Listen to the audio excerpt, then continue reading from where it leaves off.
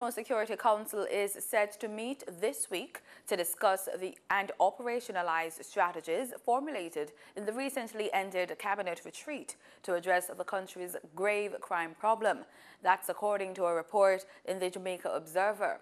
More than 1,600 individuals were killed in 2017, and the country saw over 40 murders in the first 9 days of this year. Last week, the United States categorized Jamaica as Level 2 on its new Tired Travel Advisory Scale, warning Americans to, quote, exercise increased caution, end quote, when traveling to the island due to the high crime rate. According to the report, crime was one of the three major areas discussed at the three-day retreat, which ended on Friday, with the cabinet examining the current crime and public order challenges and formulating strategies to urgently address them. The other areas were the budget, for which the cabinet examined plans and projections for the 2018-2019 fiscal year to be tabled in the estimates of expenditure and the public sector wage negotiations. The Office of the Prime Minister said Prime Minister Andrew Holness would be convening a meeting with the heads of the various bargaining units to discuss the wage negotiation and the way forward. Tourism Minister Edmund Bartlett has called for a collective effort to curb visitor harassment in order to safeguard the industry's gains and surpass the country's record-breaking outturns achieved in 2017. Speaking at the opening ceremony for a sensitization workshop for parish judges at the Montego Bay Convention Center on Saturday, he said, quote, "We made history in Jamaica when we welcomed 4.3 million visitors to the island in 2017. The sector generated approximately $3 billion in earnings, representing an 11.2% increase over 2016, end quote. We broke the 4 million mark in December, and by the end of December, we had gone to 4.3 million arrivals. And that is a 12.1% increase over 2016. This figure comprised 2,353,461 stopover arrivals and 1,946,780 cruise passengers. And that is providing a revenue flow to Jamaica of approximately $3 billion. The minister said we cannot afford to reverse the gains made and continue to make. Bartlett said visitor harassment remains an issue for the tourism sector and such lauded the workshop's participants for their interest in being sensitized on the issue and how they can help to curb it. Relief supplies and food and other initial essential items have been airlifted to maroon residents in the Bourbon and Maidstone communities of Portland. They have been cut off from vehicular access over a week now owing to heavy rains that left some areas under 15 feet of water. Bourbon and Maidstone are still experiencing light to moderate showers, which has hampered restorative work. An estimated 2,400 phones are stolen annually. Therefore, the National Security Minister is procuring equipment worth $45,000 to recover stolen cell phones. Security Minister Robert Montague says the equipment will arrive on the island over the next 6 to 8 weeks. This equipment will be implemented on a phased basis with officers trained in its use. In addition to that, the ministry will be proceeding to launch a website so persons can register their phones.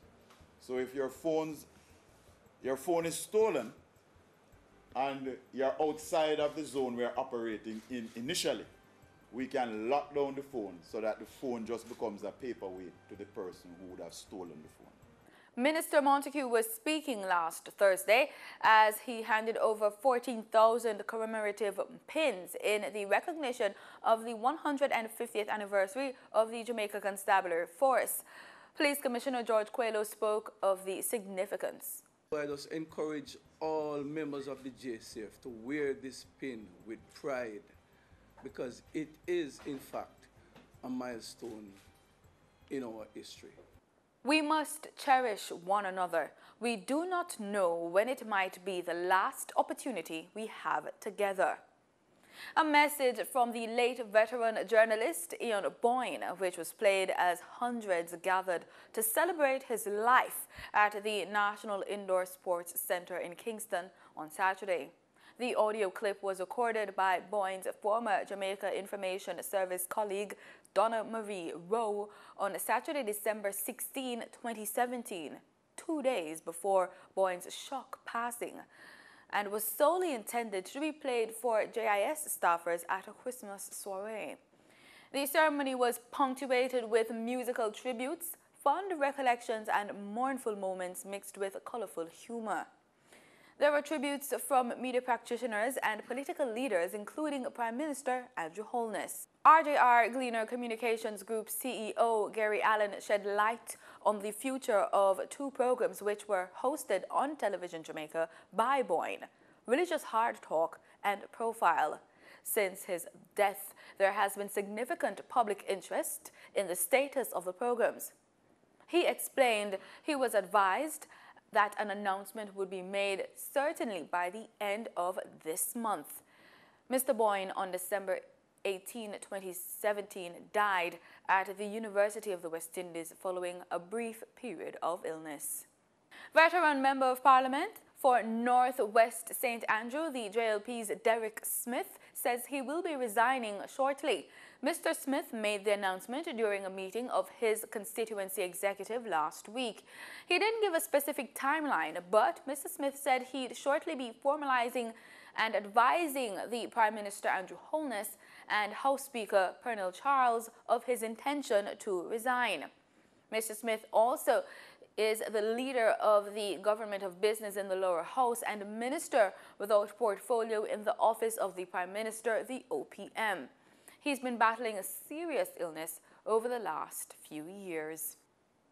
In regional news, the 15-member regional grouping, the Caribbean Community, CARICOM, says it is deeply disturbed by reports about the use of derogatory and repulsive language by the President of the United States in respect to Haiti and other developing countries.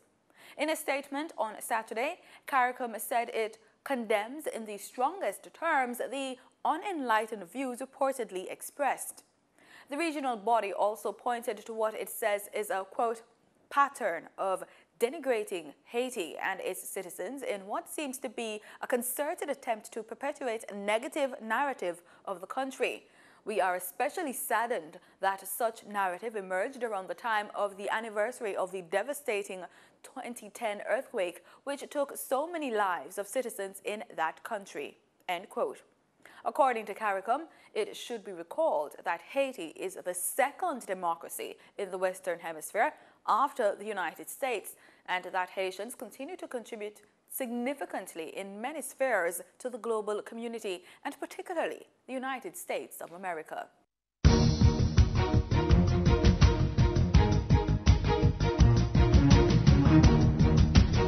In sports, last year's Carifta Games Under-18 800 meters silver medalist Shaquina Foote of Petersfield High School is looking forward to an outstanding 2018 season.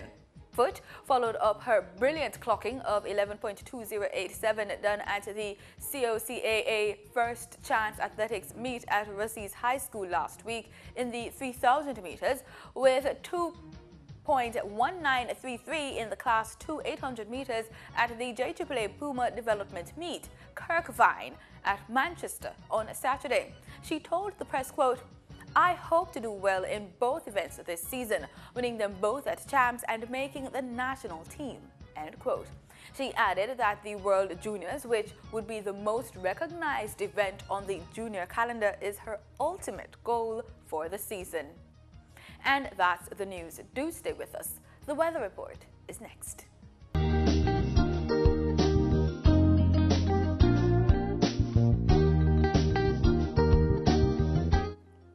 This is PBCJ's weather report. Thanks so much for staying with us. Let's start as usual with our local currents. A stationary front is west of Jamaica, and this frontal system is expected to gradually dissipate this evening. Let's take a look at the currents over there in Kingston. In Kingston right now, we're seeing a temperature at 29 degrees Celsius, and we're seeing a forecast of possible showers this afternoon going into this evening. We should have some cloudy conditions tonight, and the temperature is set to go down to 22 degrees Celsius. In our 7-day forecast, we're looking at some sunny skies. Forecast for tomorrow, 10% chance of rainfall in certain areas. We could have some scattered showers on Wednesday going into Thursday. We're looking at an average temperature this week for Kingston between 22 and 29 degrees Celsius. Over there in Montego Bay, St. James, you could be getting some shower in the afternoon. We're seeing a forecast of rainfall, and we're also seeing an average temperature between 23 and 25 degrees Celsius. We're seeing that the sun is set to go down at 6:33 p.m. As will the temperature. We're seeing a forecast of 11 degrees Celsius for certain areas, and you can also expect some rainfall going into tonight. In our 7-day forecast, we're seeing an expected showers going into the rest of the week. We're seeing an average temperature between 22 and 26 degrees Celsius, with high at 27 degrees Celsius on certain days when we're looking at the 7-day forecast for Montego Bay. So ensure that you plan for a wet week. And in our forecast for Port Antonio over there in Portland, we're looking at scattered showers throughout the week for certain areas. And we're also seeing an average temperature between 21 and 28 degrees Celsius for Port Antonio. Let's take a look at what's happening across the island for today. The rest of the parishes, we're seeing an average temperature between 25 and 30 degrees Celsius. And we're also seeing a forecast of scattered showers across most parishes across the island, and that could be because of the frontal system that's stationed west of the island. In our forecast for tomorrow, you can expect scattered showers across the parishes, and we're also expecting warm temperatures though. We're seeing an average temperature between 27 and 30 degrees Celsius. In our forecast across the region, we're seeing a temperature between 23 and 29 degrees Celsius forecast for tomorrow. We're also expecting some rainfall across the region tomorrow as this frontal system moves west towards Havana over there in Cuba. We're also seeing some sunny skies and some cloudy conditions over there in Mexico. Let's look at our travel planner. We're looking at the United States. We're seeing a temperature between -1 degree Celsius with a high at 24 degrees Celsius for certain areas. In the areas we're looking at Los Angeles, Miami, New York, and Atlanta. We're seeing snowfall and some sunny skies for New York, but we're seeing snowfall predominantly for Atlanta. We're seeing some cloudy conditions for Miami, but we could expect rainfall forecast for Miami as well for tomorrow. And that's it for the weather report. Thanks so much for making it PBCJ. Remember, we are the People's Station.